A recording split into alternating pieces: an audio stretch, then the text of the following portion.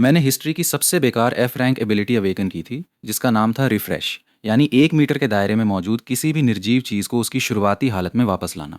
लेकिन जब मैंने इसे असल में इस्तेमाल किया तो पता चला कि एक किताब को रिफ्रेश करो तो वो किताब वैसी ही रहती है, और एक तौलिया को रिफ्रेश करो तो वो तौलिया भी वैसा ही रहता है। इसीलिए जब अपोक्लिप्स शुरू हुए 3 महीने बीत चुके थे तो मेरी गर्लफ्रेंड बचे हुए आधे पैकेट बिस्किट उठाकर बिना पीछे मुड़े किसी दूसरे आदमी की गाड़ी में जा बैठी। जाने से पहले उसने एक खाली कप नूडल्स का डिब्बा मेरे पैरों के पास फेंका, जैसे वो किसी कुत्ते को टरका रही हो, और बोली, जान बुरा मत मानना, क्योंकि तुम्हारी पावर इतनी बेकार है कि तुम्हारे साथ रहकर तो मैं भूख से ही मर जाऊंगी। मायूसी में मैं उस खाली डिब्बे को घूरता रहा और तभी दिमाग में बस एक ही ख्याल कौंधने लगा।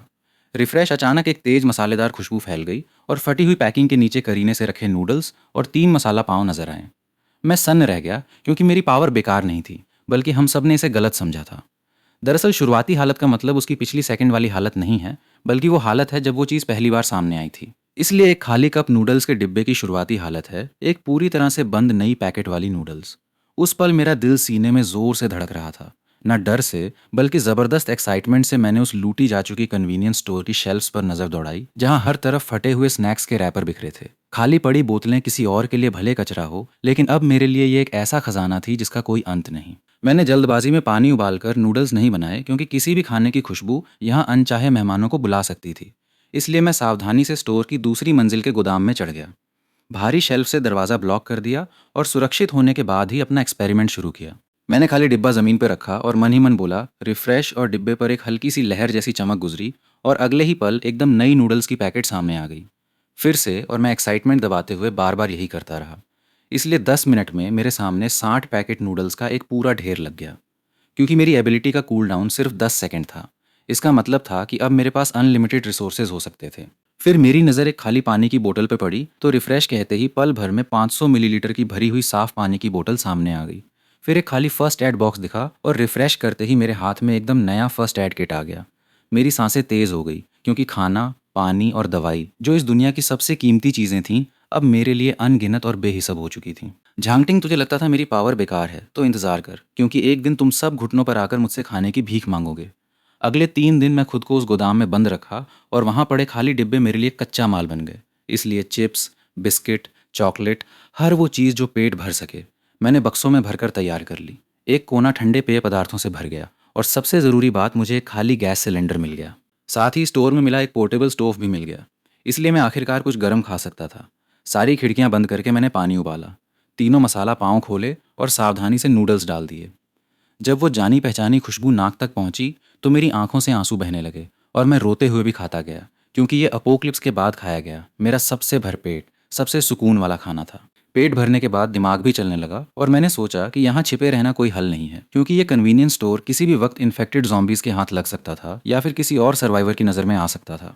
इसलिए मुझे कोई सुरक्षित ठिकाना ढूंढना था, और साथ ही हथियार भी चाहिए, क्योंकि सिर्फ खाना पानी होने से इस अपोक्लिप्स में इंसान बस कटने के लिए तैयार भेड़ बन जाता है। मैंने 2 बड़े बैग सामान से भर लिए और फिर दरवाजे की झेलड़ी से बाहर की दुनिया झांक कर देखी। सड़क पर कुछ इन्फेक्टेड बेमकसद घूम रहे थे, इसलिए एक गहरी सांस लेकर मैंने रिफ्रेश किए हुए बिल्कुल नए जैसे तेज फ्रूट नाइफ को कसकर पकड़ लिया, क्योंकि अब निकलने का वक्त हो गया था। स्टोर से निकलना ज़्यादा मुश्किल नहीं रहा, क्योंकि पीछे की तंग गलियों का फ़ायदा उठाकर मैंने ज़्यादातर इन्फेक्टेड को टाल दिया, और जब कभी कभार कोई अकेला मिल जाता तो मैं भरा हुआ कोल्ड ड्रिंक कैन जोर से उस पर मार देता, और जब वो चौंक कर रुकता तो फ्रूट नाइफ से काम तमाम कर देता। मेरा मकसद था शहर के पश्चिम में बना लैनवान सोसाइटी, जो शहर का सबसे पॉश रेजिडेंशियल एरिया था, क्योंकि वहाँ मजबूत सिक्योरिटी और ऊंची मोटी चार दीवारी थी। इसलिए शुरुआती अपोक्लिप्स में ये कुछ वक्त तक टिक सकता था। इससे भी बड़ी बात यह थी कि मेरे माँ बाप का घर वहीं था, और जब अपोक्लिप्स आया था तब मैं स्कूल में था। इसलिए उनसे संपर्क टूट गया था, और उन्हें ढूंढना ही अब मेरी इकलौती जिद थी। पर लानवान तक का सफ़र मेरी सोच से कहीं ज़्यादा मुश्किल निकला, क्योंकि पूरा शहर तबाह हो चुका था और छोड़ी हुई गाड़ियां हर मुख्य सड़क को जाम कर रही थीं। रास्ते में मैंने बहुत कुछ भयानक देखा, क्योंकि रिसोर्सेज के लिए इंसान एक दूसरे से खूंखार तरीके से भिड़ रहे थे। और उसी पल मुझे एहसास हुआ कि झांग टिंग का धोखा इस बेरहम दुनिया के मुकाबले शायद सबसे मामूली बात थी, क्योंकि यहाँ इंसानियत कब की टूट चुकी थी।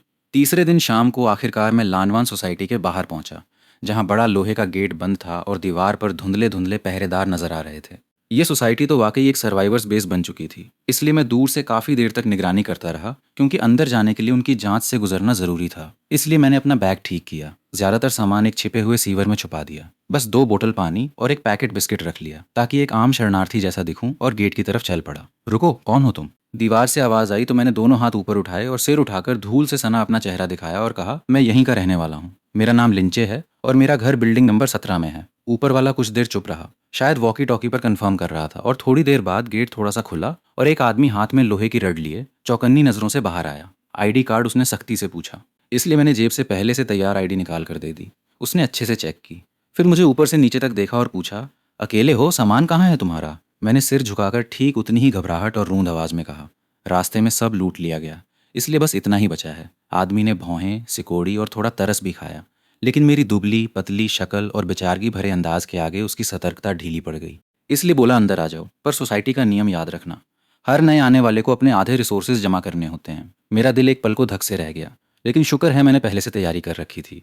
इसलिए मैंने आज्ञाकारी अंदाज में सिर हिलाया और एक बोतल पानी और आधा पैकेट बिस्किट उसे दे दिया। आदमी ने सामान लिया और उसकी आंखों में एक पल के लिए तुच्छता की झलक दिखी।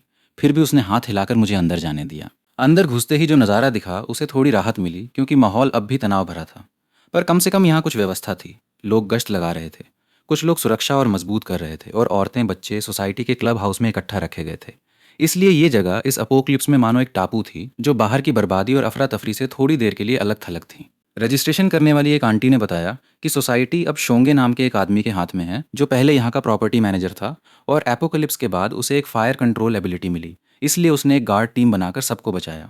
हर घर वाले को रोजाना अपने कंट्रीब्यूशन के हिसाब से खाना मिलता है, और अगर ज़्यादा पाना है तो पेट्रोल टीम या लॉजिस्टिक्स टीम ज्वाइन करनी पड़ती है। लेकिन मैंने शरीर कमज़ोर होने का बहाना बनाकर फिलहाल किसी टीम में ज्वाइन नहीं किया, क्योंकि सबसे ज़रूरी काम था अपने माँ बाप को ढूंढना। पर जब बेचैन दिल के साथ मैं दौड़कर अपने घर के गेट पर पहुंचा तो देखा कि दरवाज़ा जोर ज़बरदस्ती तोड़ा जा चुका था और अंदर सब कुछ बिखरा उलझा पड़ा था। ये देखकर मेरा दिल पूरी तरह बैठ गया, इसलिए मैं अंदर भागकर पागलों की तरह माँ पापा चिल्लाने लगा। लेकिन जवाब में सिर्फ मौत जैसी खामोशी थी। ड्राइंग रूम की टेबल पर धूल की एक पतली परत जमी थी, जिसका मतलब था कि वो कई दिन पहले यहाँ से जा चुके थे, और ज़मीन पर झगड़े के निशान तो थे, लेकिन कोई और निशान नहीं। इसलिए ये शायद अनहोनी में भी एक राहत की बात थी। मैं ज़मीन पर बैठ गया और पहले से भी बड़ी उलझन और डर मुझे जकड़ने लगे, क्योंकि मुझे नहीं पता था कि उन्हें कहाँ ढूंढूं। ठीक तभी जब मैं इसी उलझन में डूबा था, दरवाजे के बाहर से कदमों की आवाज़ आई और एक शरारती सी आवाज़ गूंजी, अरे वाह, यहाँ तो एक बचा खुचा शिकार भी है। मैंने अचानक सिर उठाया और देखा कि दो आदमी दरवाजे पे खड़े थे, और सामने वाला मुड़ा हुआ सिर लिए बुरी नज़र से मुझे घूर रहा था। मैं उसे पहचानता था, क्योंकि वो शोंगे का चमचा था, जिसे लोग बिच्छू कहते थे। बिच्छू ने होठ चाटते हुए, मानो मुझे कटे हुए मछली के टुकड़े जैसे देखते हुए तंज में कहा, तेरे घर के मालिक कुछ दिन पहले शोंगे के काफ़ी कॉन्ट्रीब्यूशन पॉइंट्स के कर्जदार थे, इसलिए उन्हें निकाल बाहर किया गया है, और अब ये घर हमारा है।